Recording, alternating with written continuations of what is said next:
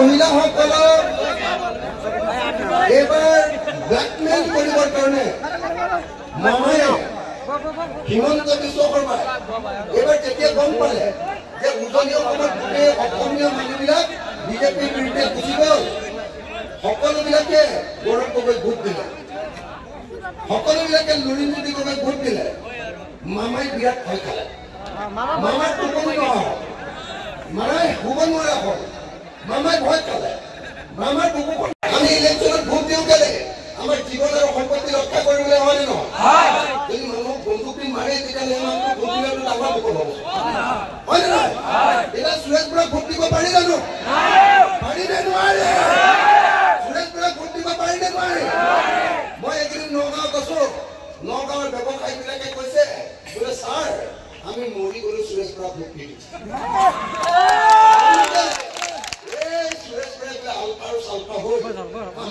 যিমান পইচা বাঢ়িছে এতিয়াও টোপনিতে হাৰ পাই যাওঁ বুজিছে নাই? এক্সটৰ্চন কৰা বুলি বোলে অভিযোগ আছে, হয় নেকি বাৰু? হয় নেকি? হয় নেকি? তাৰমানে বিজেপিয়ে মানুহৰ বিচাৰি নাপালে, এই বন্দুক লোৱা মানুহটোকে বিচাৰি পালে নেকি? আৰু পইচা কাঢ়িবলৈ মানুহটোকে বিচাৰি পালে নেকি? হয় নেকি কথাটো? সুৰেশ বৰাক কোনোবাই ভোট দিব নেকি? দিব নেকি? আমাৰ মহিলাসকলে হাত ধৰা নাই, দিব নেকি? আমাৰ মানুহ মহিলাসকলে সুৰেশ বৰাক ভোট দিব নেকি? বিজেপিক ভোট দিব নেকি? দিব নেকি? চাব দেই, মামাই সেইদিনা কৈছিলে বোলে তন্ত্ৰ মন্ত্ৰ নাইকিয়া কৰাৰ কাৰণে আইন আনিছো। মই সুধিলো যে মামা সেই আইন কৰক, আপোনাৰ হাতত থকা এই ৰঙা সূতাবিলাক কৰিবনে নাই? মই সুধিলো যে মামা তন্ত্ৰ মন্ত্ৰ কৰা মানুহক যে আপুনি গ্ৰেপ্তাৰ কৰিম বুলি কৈছে, খুব ভাল হৈছে, কিন্তু আপুনি যে তন্ত্ৰ মন্ত্ৰ কৰি ইয়াত যে সূতা ৰাখিছে এই সূতাবিলাক ৰখাৰ কাৰণে আপুনি জেললৈ যাবলৈ নাই। এতিয়া কি ক'লে জানে নাই? কি ক'লে বোলে মই এই সূতাবিলাক ৰঙা সূতাবিলাক পিন্ধিছো অখিল নামৰ ৰাহুটোৰ পৰা বাচিবৰ কাৰণে। ইমান ভয় কৰে গম পালে, মোৰ কাৰণে সূতা পিন্ধিবলগীয়া হৈছে ৰঙা। হয়নে নহয়? হয়নে নহয়? 2024 চনৰ নিৰ্বাচনত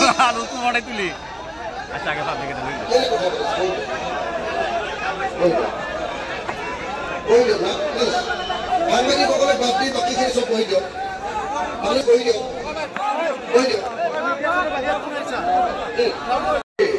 আৰু পিজু হাজৰিকা, মন্ত্ৰী পিজু হাজৰিকাই এতিয়া টকাৰ টোপোলালৈ মুছলমানৰ ঘৰে ঘৰে, মুছলমানৰ গাঁৱে গাঁৱে ঘূৰি ফুৰিছে, কৈছে যে এইবাৰ মুছলমানে নবচালে আমাক বচাওঁ তাত কোনো নাই।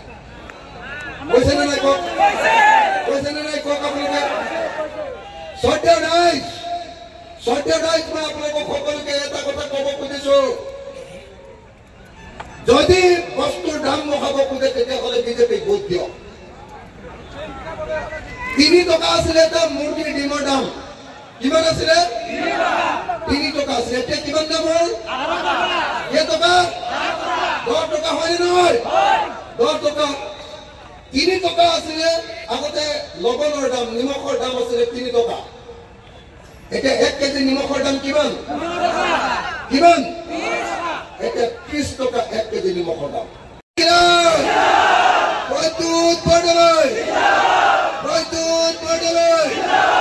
আমি ভোট দিম কাক? আমি ভোট দিম কাক? আমি কোন চিনত ভোট দিম?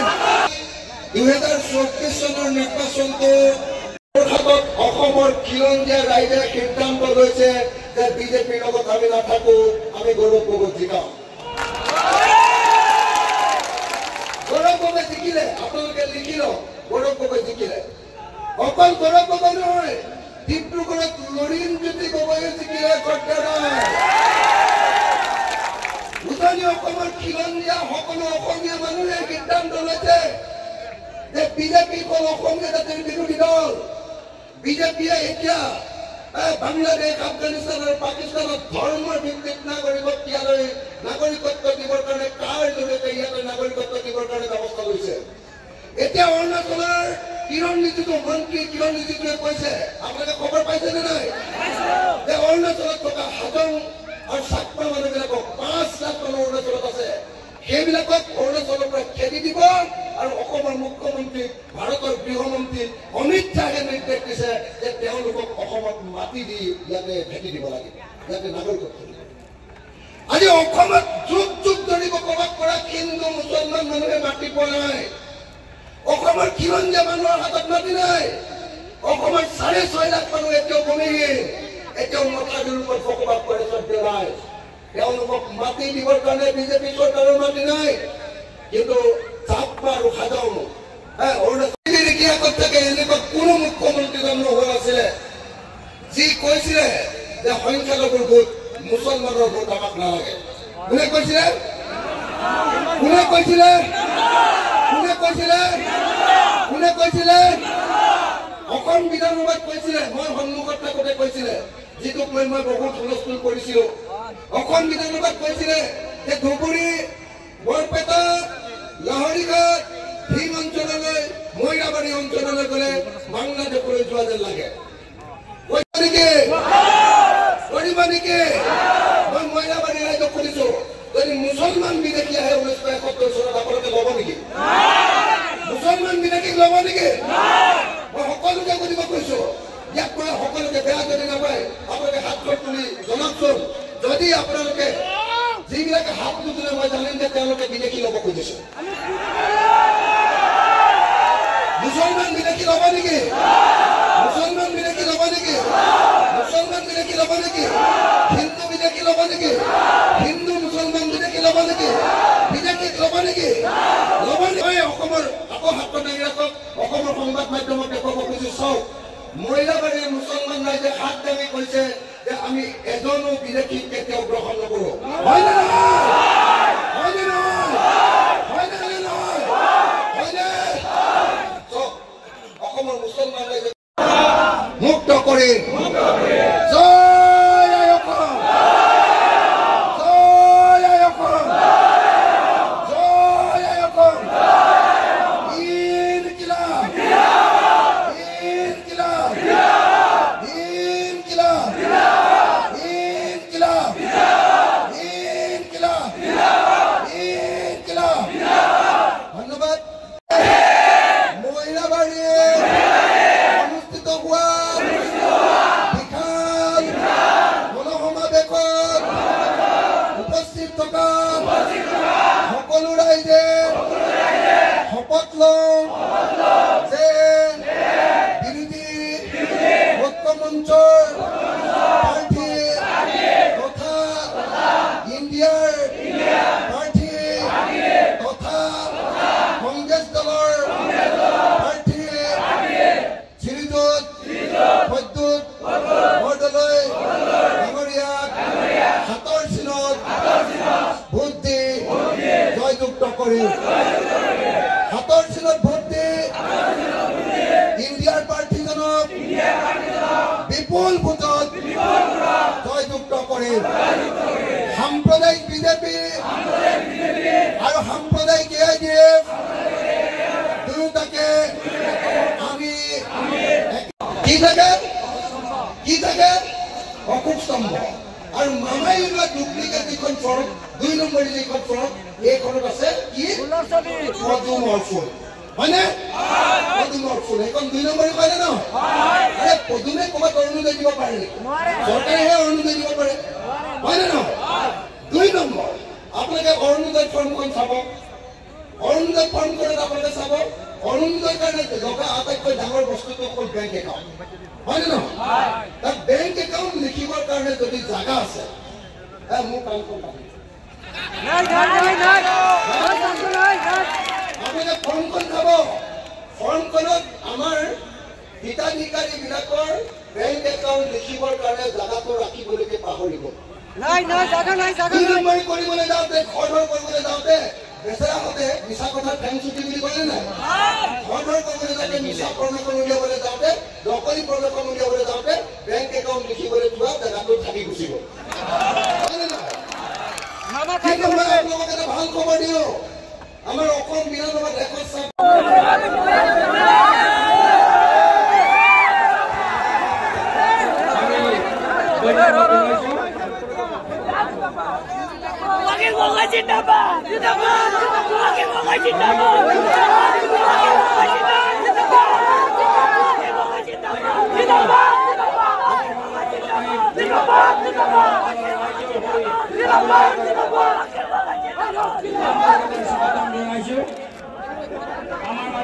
তেখেতে বহু মানুহক হত্যাকাণ্ডত জড়িত থকা বুলি ব্যাপক অভিযোগ আছে। গতিকে মানুহে নিজৰ জীৱনৰ নিৰাপত্তাক লৈ তেখেতৰ ওচৰত কেতিয়াও আশ্বস্ত নহয়। ইলেকশ্যনত মানুহে জীৱনৰ নিৰাপত্তা কিন্তু এতিয়া দেখা গৈছে যে বিজেপিয়ে যিজন কেণ্ডিডেট দিছে সেই মানুহজনকে মানুহে ভয় কৰে। নগাঁৱতে বোলে বহুত মানুহক তেওঁক হত্যা কৰা বুলি অভিযোগ উত্থাপন হৈ আছে। দ্বিতীয় বস্তুটো হ'ল সেই মানুহজনে বহুত এক্সটৰ্চন কৰে, ব্যৱসায়ীবিলাকৰ পৰা জোৰ জবৰদস্তি পইচা তোলা অভিযোগ আছে। যি কাৰণত এতিয়া ব্যৱসায়ী মহল চাকৰি কৰা মানুহবিলাক এতিয়া বিত্ত সন্তুষ্ট হৈছে, ভয় পাইছে। বিজেপিৰ কেণ্ডিডেট যদি এতিয়া শাসনলৈ আহি যদি আকৌ উৎপাত কৰে তেতিয়াহ'লে মানুহৰ কি হ'ব? দ্বিতীয়তে মানুহে গম পাই গৈছে যে ইয়াত বিজেপি আৰু AIDF লগ লাগি একেলগতে মানে মোমায়ে চাচাৰ পিঠিখন খজুৱাই দিয়ে আৰু চাচাই মোমাৰ পিঠিখন খজুৱাই দিয়ে বুলি ইতিমধ্যে এই অঞ্চলৰ মানুহে নগাঁৱৰ মানুহে গম পাই গৈছে। চাচা আৰু মোমাই লগ লাগি আমাৰ বিৰোধী অসম অঞ্চল প্ৰাৰ্থীজনক হৰুৱাবৰ কাৰণেহে যে দুইটা দলে লগ লাগিছে। এটা হিন্দু সাম্প্ৰদায়িক দল, হিন্দু সাম্প্ৰদায়িক মৌলবাদী দল বিজেপি আৰু আনটো মুছলমান সাম্প্ৰদায়িক মৌলবাদী দল AIDF, এই দুইটা লগ লাগিছে। চাচা আৰু মামা দুইজন লগ লাগিছে।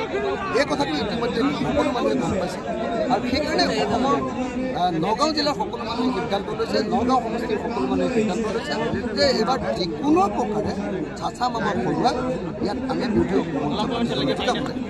বিশেষভাৱে দেখা গৈছে যে নগাঁও লোকসভা সমষ্টিৰ মানুহে কোনো শিক্ষিত মানুহে কেতিয়াও যেন মানুহ মৰা বুলি অভিযোগ থকা আৰু পইচা তুলি এক্সটেনশ্যন কৰা বুলি অভিযোগ থকা মানুহজনক কেতিয়াও ইয়াৰ বিপৰীতে পঞ্জীৱ বৰদলৈ এজন ভদ্ৰলোক। পঞ্জীৱ বৰদলৈ ইংৰাজী ধুনীয়াকৈ কথা ক'ব পাৰে। পঞ্জীৱ বৰদলৈ অসমৰ প্ৰসংগত সংসদত উত্থাপন কৰিব পাৰে। গতিকে নিশ্চিতভাৱে এজন শিক্ষিত এজন সাংসদ পঞ্জীৱ বৰদলৈক জিকাবৰ কাৰণে সকলো প্ৰস্তুত হৈছে বুলি মই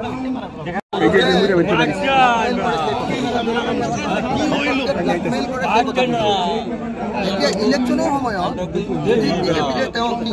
বিজেপিলে তেওঁ যাব খুজিছে তেতিয়াহ'লে জইন কৰাই দিব লাগিছে, কিয় নকৰালে? ইলেকশ্যনৰ সময়ত মিছামিছিকৈ অপপ্ৰচাৰ কৰি থাকিব লাভ নাই।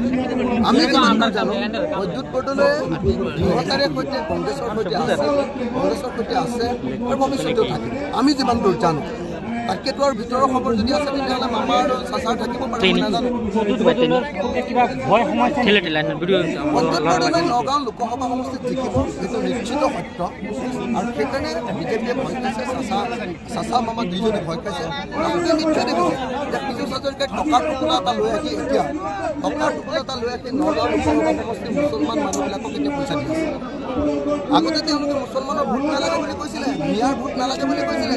এতিয়া সেই মিয়াৰ ভোট পাবৰ কাৰণে পীযুষ হাজৰিকা আৰু হিমন্ত বিশ্ব শৰ্মা পাগল হৈ আছে। মিয়াৰ ভোটৰ কাৰণে তেওঁলোকে এতিয়া উদ্ভাৱন হৈ আছে। তেওঁলোকৰ এতিয়া টোপনি যোৱা নাই যে মিয়াসকলে তেওঁলোকক ভোট দিব নাই। এনেকুৱা টেনশ্যনত পীযুষ হাজৰিকা আৰু হিমন্ত বিশ্ব শৰ্মা আছে যে এতিয়া কেৱল তেওঁলোকে নিৰ্বাচনী ভোট মিয়াৰ ভোটেৰে পাৰ হ'ম বুলি ভাবিছে, মুছলমান ভোটেৰে পাৰ হ'ম। গতিকে মই ভাবোঁ যে তেওঁলোকে ভয় খাইছে, নহ'লে ইমান দিন মিয়াৰ ভোট নালাগে বুলি কৈ থকা আকৌ মিয়াৰ ভোট বিচাৰিবলৈ কেলৈ আহিছে তেওঁলোকে? এতিয়াতো হিমন্ত বিশ্ব শৰ্মাই যিমানকেইখন নগাঁৱত মিটিং কৰিলে ক'ততো সংখ্যাগুৰু অঞ্চলত মিটিঙে নকৰিলে। সব মিটিং অকল সংখ্যালঘিষ্ঠ অঞ্চলত কৰিলে, আপোনাৰ মুছলমান অঞ্চলত কৰিলে। মানে মুছলমান অঞ্চলৰ ভোট ল'বলৈ যোৱা মানে কি তেওঁলোকে ভয় খাইছে, ইমান দিন মুছলমানৰ ভোট নালাগে বুলি কৈ আছিলে। গতিকে বিজেপি যে হাৰিব সেই কথাটো খাটাং হৈ গৈছে।